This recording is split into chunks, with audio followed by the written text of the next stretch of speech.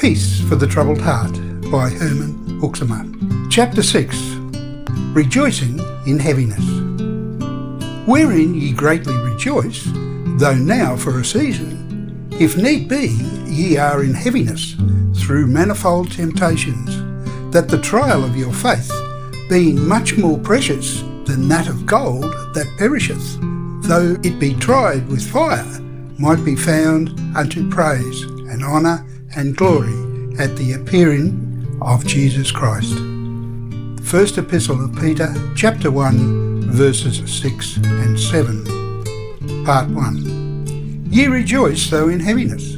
Putting it very briefly, such seems to be the contents of these verses from the First Epistle of the Apostle Peter.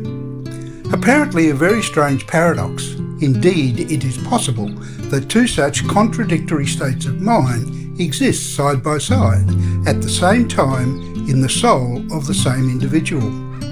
Can one be burdened with depression, yet also leap with joy at the same moment?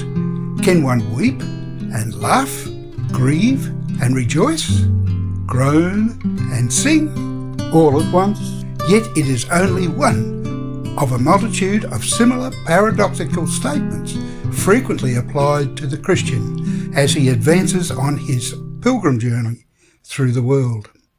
He dies every day, yet he lives and shall never die. He is full of troubles and afflictions, yet he walks in heaven. He is persecuted and made a spectacle, so that all the world triumphs over him, yet he has the victory. He is poor and in want, yet he possesses all things. He is saint and sinner, prince and pauper. And so he smiles through his tears, even as nature does, when it displays on the dark background of departing clouds the bow of God's faithful covenant. The Christian, as the Apostle Peter pictures him, is pilgrim and sojourner in this world, all the way to glory. He is an elect stranger. He is such because he was born again, born from above, born again through the resurrection of Jesus Christ the Lord. He walks with the beginning of a new life in his heart, a life that is not of this world, but of the world to come, not of darkness, but of the light, not of the earth, but of heaven. The operation and power of that new principle of life within his bosom makes him look and strive upward, causes him to be out of harmony with the world around him as he seeks the things below and walks in darkness. He is in the world, but not of the world, and the world knows him not. This sojourner is often in heaviness because of manifold temptations. For the Lord leads his pilgrim children through many a dark and dreary night to the city of everlasting light. There is the suffering that characterises the present time in general. A goodly portion of the Lord allotted to his own children, pain and anguish, according to the body, or sorrow and grief of soul, are often their lot. Waters of a full cup were wrung out to them. And who knows not the heaviness of which the Apostle speaks, when every morning the sun rises to find us struggling and moaning in the valley of affliction, and every night spreads its shadows over us, only to hide for a while our grief under its dark cover, and to swallow up our groaning in its black stillness. Besides, there is the suffering that is inevitably his lot, who walks the path where Jesus trod, and who, according to God's gracious selection, is placed as a pilgrim of the light in the midst of the darkness of this world. For the world does not know these strangers, and cannot tolerate them in their midst.